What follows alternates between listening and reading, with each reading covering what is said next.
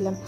আর এখানে এসেছিলাম চুড়িদার ফুড়িদার ফ্রক ট্রক বাচ্চাদের পাওয়া যায় সেগুলো দেখার জন্য, কিছু নেবো না ভেবেই এসেছিলাম, কিন্তু এই জামাটা ভীষণ পছন্দ হলো তাই নিয়েই নিলাম। এবারে যাচ্ছিলাম বাড়ির দিকে, তো সমস্ত জামা কাপড় নিয়ে এবার আমরা বেরিয়ে পড়লাম বাড়ির উদ্দেশ্যে। বাড়ি এসে প্রথমেই আমার বর কিছু সকাল থেকে খায়নি বলে ওকে একটু পরোটা খাইয়ে দিলাম। ও আজকে ভাত খায়নি, আজকে ছিল পূর্ণিমা, সেজন্য ভাইয়ের জন্য পরোটা হয়েছিল। তো ওকেও পরোটাই খেতে বললো, মা বললো যে ভাত খাবে না যখন পরোটাই খেয়ে নে।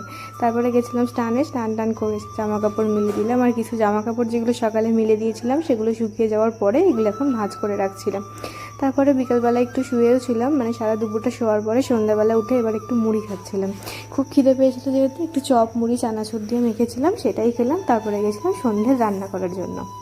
আমার বিয়ে হয়েছে 7 বছর হতে যায়, মানে আর 2 মাস হলে 7 বছর হবে।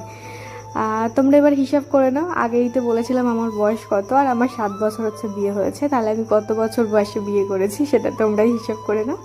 তারপরে বাইরে গেছিলাম, একটু চা খেলাম। আজকেও বৃষ্টি হওয়ার কথা ছিল কিন্তু আজকে বৃষ্টি হয়নি, ছাতাটা শুধু শুধুই নিয়ে গেছিলাম, ঘুরে টুরে চলে এলাম। আর সকালে ওখান থেকে অনেকগুলো শাড়ি কিনেছিলাম, তাই এখান থেকে একটা ব্লাউজ কিনলাম, দুটো ব্লাউজ কিনে নিলাম, কারণ ওই লাগবে বলে আমার পরে শাড়িগুলোর সাথে পরার জন্য, সেই জন্য। বলেছিল তোমার ট্যাটুটা খুব সুন্দর, থ্যাংক ইউ শ্রেয়া। শুকতারা পাখির খাতুন বলেছে তোমায় খুব ভালো লাগে, থ্যাংক ইউ। চলো আজ আসি, টাটা, সবাই খুব ভালো থেকো, কাল আবার সবার সাথে